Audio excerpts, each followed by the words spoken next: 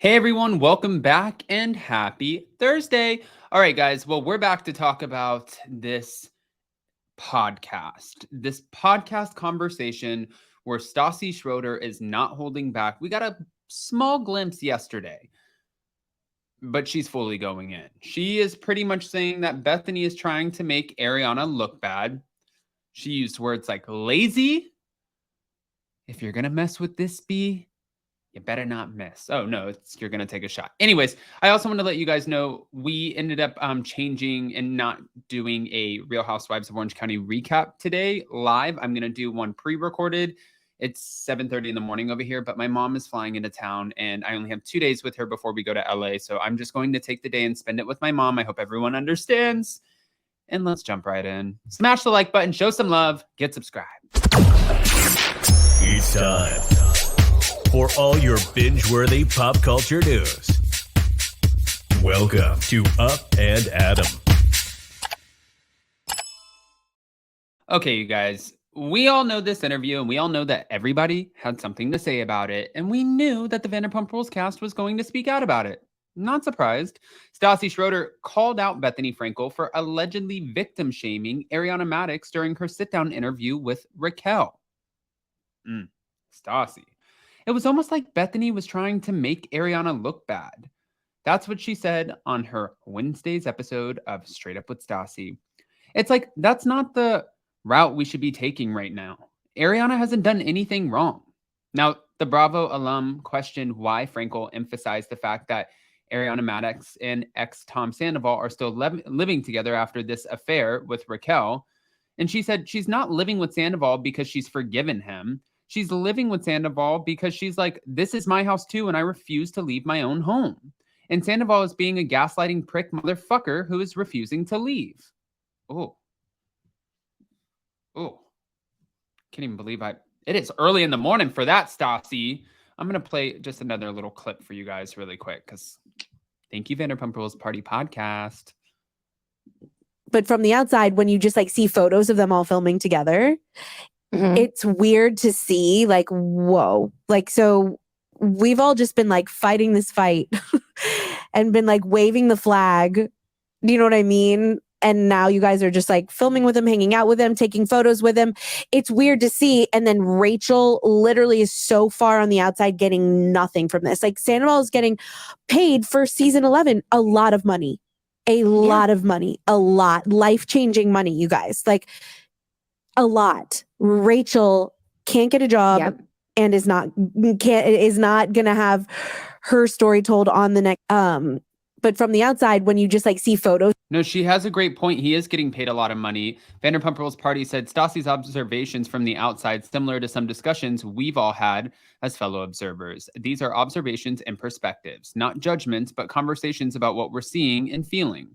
This is a good podcast to listen to since she has a unique perspective, both as an outside observer and someone close to the subject with experience. I hope they don't tell her to shut up and wait for the show to come out before discussing. Remember, the more we talk about y'all, the bigger your paycheck gets. Yeah, I'm guessing that his paycheck was around something with an 8 in front of it, like 850, 890, maybe even 900,000. Like Stassi said, it's life-changing money, which is true, whether you have to take the California taxes out or not. That's everybody always reminds me. Adam, the taxes. I know the taxes. Okay, let's get back into it. Let's get back into the Stassi of it all. Here we go. Well, and also I just wanted to say really quick too about this. It's like for Stassi to speak out on this, I saw where there were a couple comments and people are like, Stassi shouldn't even be speaking on this. No, she's speaking from someone who was on the inside. Just because she's not a part of it now doesn't mean she doesn't know. She gets it. Stassi was the highest paid person on the show until she was fired. Putting that out there. All right. Stassi further slammed the Real Housewives of New York alum for not keeping up with the Vanderpump Rules drama before interviewing Rachel. What I don't understand is how she didn't, when she found out she was going to interview Raquel and, okay, but why wouldn't you go and binge watch seasons 1 through 10 so that she knew everything? It was lazy. It was a lazy fucking interview. just hearing her talk the way Bethenny talked about Ariana and Sandoval living together, that was a lazy interview. She did not do her research. She did not understand anything.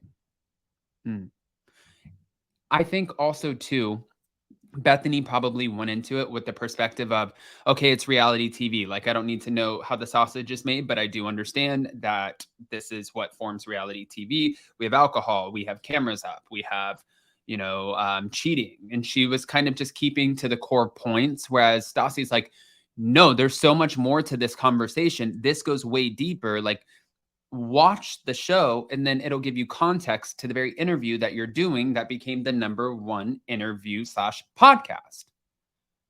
I get it. That also makes sense to me. But, Ariana, Maddox, and Sandoval obviously were together for nearly a decade before the news of Sandoval broke, and they purchased their $2 million home in Valley Village. But since they're split, the two have been keeping their distance from each other and do not interact on any level.